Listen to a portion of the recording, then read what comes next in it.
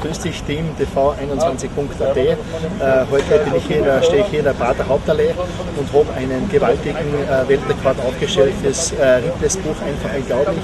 Ich habe heute 12 Vieracker gezogen, das sind ungefähr 48 Räder, ungefähr 30-40 Meter weit, und ja, es war einer der schönsten Rekorde, was ich bis jetzt gemacht habe. Sehr windverbunden, einzigartig und nicht vergleichbar mit irgendwelchen anderen Projekten.